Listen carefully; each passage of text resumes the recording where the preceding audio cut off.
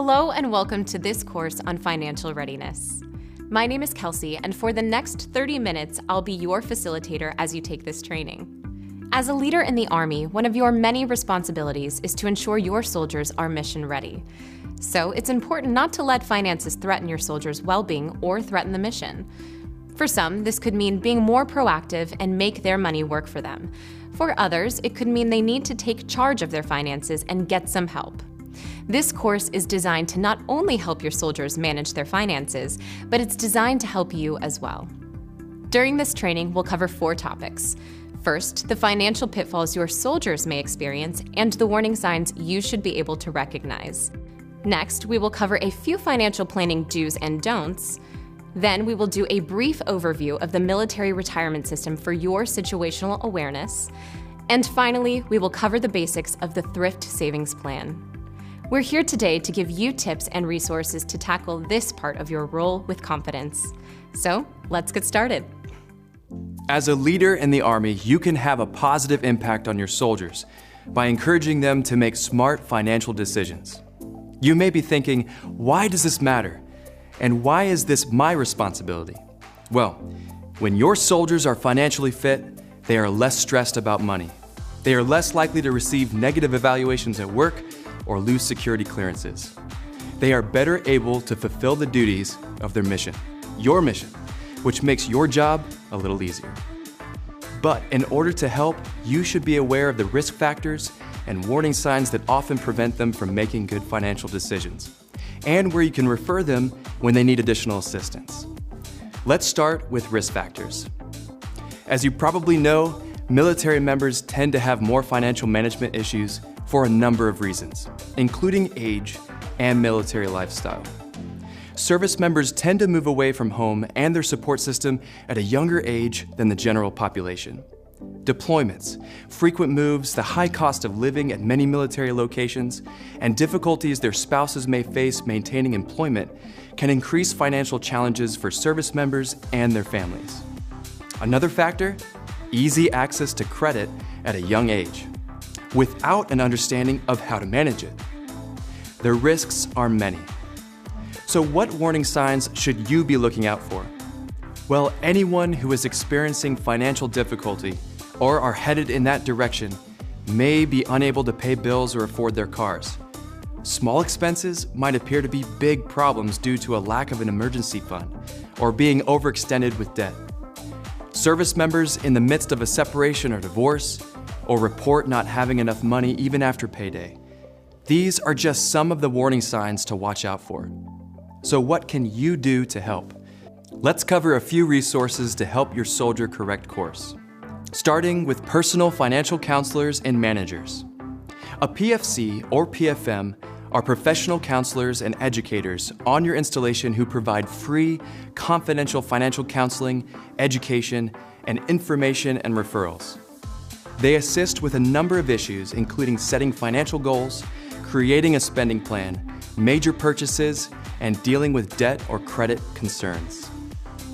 And finally, military relief societies are nonprofit organizations that provide interest-free loans and educational assistance to members of the service, eligible family members, and survivors in need. Visit the link for more information. One way to tackle the financial pitfalls service members find themselves in is to help them avoid them in the first place, through education and support. Help your soldiers avoid these top 5 money mistakes and help improve their financial readiness. Let's count them down. Number 5, mismanaging day-to-day finances. It's easy to overspend when you don't know where your money's going. Encourage your soldiers to sit down and make a budget. Personal financial counselors and managers can help too. If your soldiers are running short every month, urge them to make cuts. And if they have a little extra, encourage them to save it. Financial experts recommend an emergency fund of at least $1,000, with the ultimate goal of 3 to 6 months of living expenses. Mistake number 4, opting out of SGLI. It's smart to make the most of every military benefit, including service members' group life insurance. For about $30 a month, service members can get $400,000 of coverage. Encourage your soldiers to not neglect, but protect themselves and their families. Mistake number 3, ignoring your credit. Your credit reputation becomes critical when it's time to borrow money. But it's also important to maintain security clearances. So encourage your soldiers to check their credit reports for free at annualcreditreport.com. They can also request free credit monitoring using the website links below. Mistake number 2, not saving for retirement. Most people consider buying a house or a car to be expensive. How about not working for 30 years and trying to pay the bills? That's what retirement is, and it's not cheap. Even if your soldiers plan to serve long enough to draw a military retirement pension, it's still a good idea to save for retirement today and save a little more with each promotion. Encourage them to set a goal to save at least 10 to 15% of their gross income, or even more if they can. And the number 1 mistake new soldiers make: buying too big too soon. Whether you're buying electronics, shoes, cars, or homes, it's important to have a plan for paying things back. Situations can change quickly in the military. Remember, cars lose value, and houses aren't portable. So it's often best to opt for a less expensive car or housing option unless you're really ready and have a plan if you PCS. Look, we all make mistakes, especially when it comes to money. Thinking back, you can probably think of a financial mistake or 2 you've made. Use your leadership role to coach the next generation of leaders. Helping them avoid these money mistakes now can make a huge difference down the road.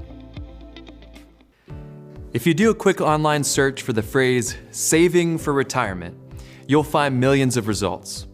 But today, let's keep it simple and focus on military-provided resources that can help you and your soldiers save for retirement. Depending on when you join the service, you may be covered by either the Legacy High 3 retirement system or the Blended Retirement System, also known as the BRS. As a leader, you may receive questions about either system and their benefits, and you'll want to be familiar with both.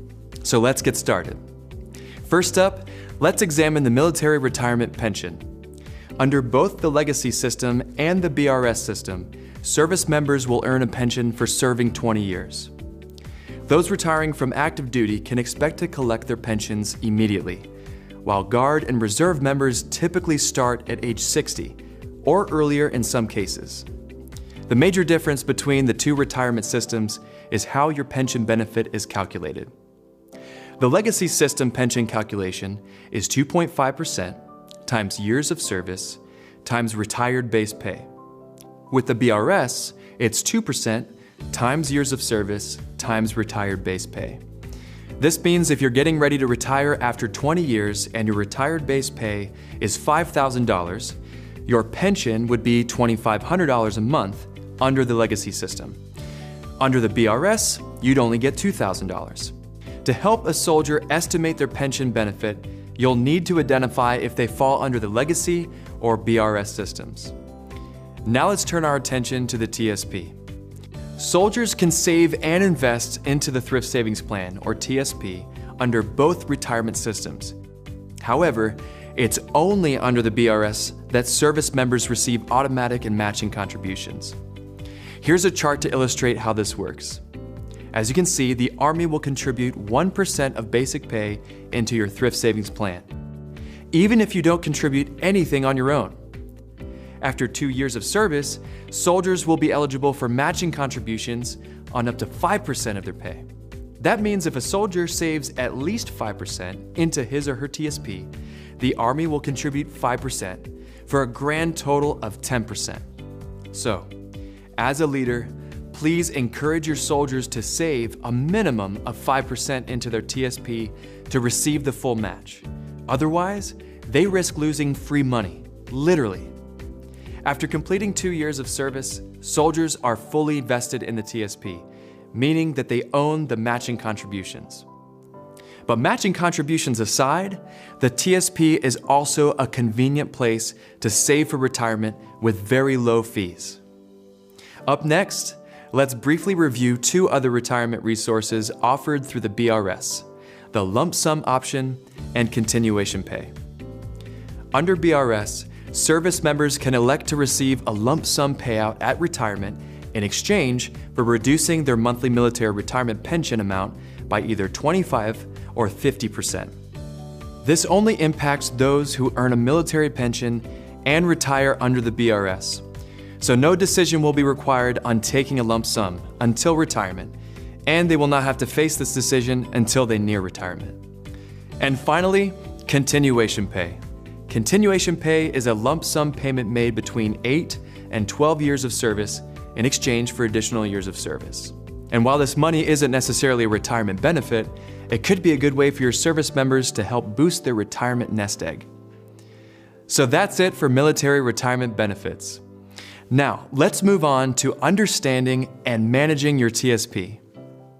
So, in the previous video, we discussed elements of the military's retirement systems, including the TSP and matching and vested contributions under the blended retirement system.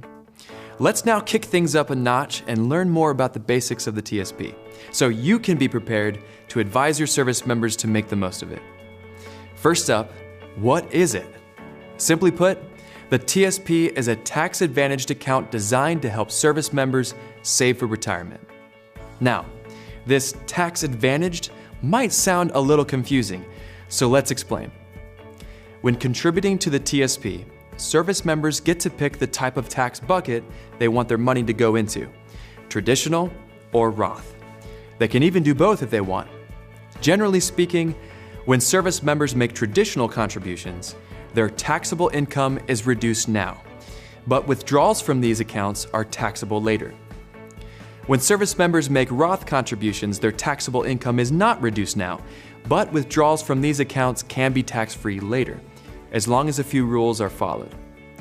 But what about contributions by their branch of service under the blended retirement system? Well, these contributions won't impact your service members' tax bills today. However, since those contributions all go into traditional accounts, the contributions and the earnings will be taxable later when they're withdrawn. Okay, we've covered what the TSP is, the types of accounts available, and how money can get into them. Now let's look at how service members can invest the money in their accounts. There are a number of investment choices in the TSP. Let's start with the G Fund, which invests in government bonds and is considered a very low risk because it's guaranteed to never go down in value. Next up on the risk and potential reward scale is the F Fund, which offers low to moderate volatility via government, corporate, and mortgage-backed bonds. The F Fund is not guaranteed and can lose value. That is also the case for all the remaining funds we're about to cover. Next up are the 3 stock-based funds. The C Fund is managed to replicate the S&P 500 index. The S Fund invests in small to mid-sized company stocks, and the I Fund invests in international company stocks across more than 20 developed countries. So, what if your service members don't feel comfortable deciding how to mix these investments to create a portfolio that's right for them? Well, there's a special set of funds for that, called the life cycle funds.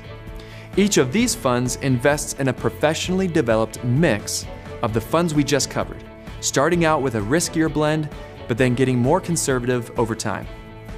And while we're on the topic of life cycle funds, if service members join the military after December 31st, 2017, an age-appropriate life cycle fund is where their automatic contributions will go, unless you change it.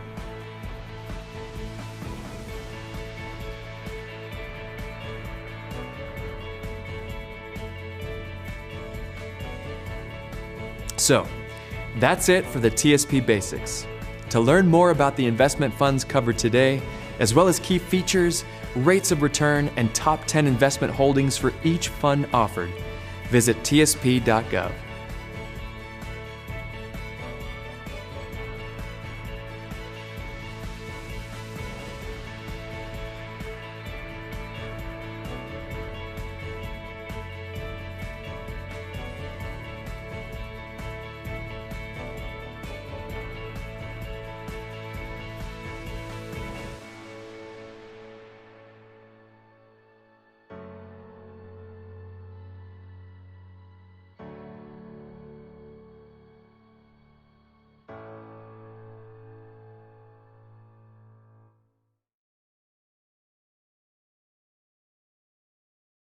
Congratulations, you've reached the end of this training.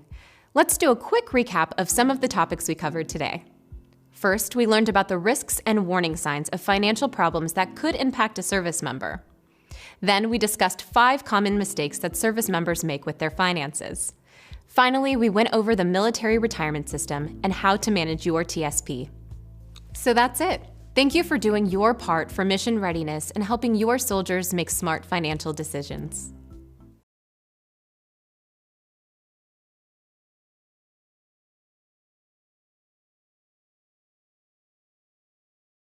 As a member of a company or battalion command team, you have a lot of mandatory training to track.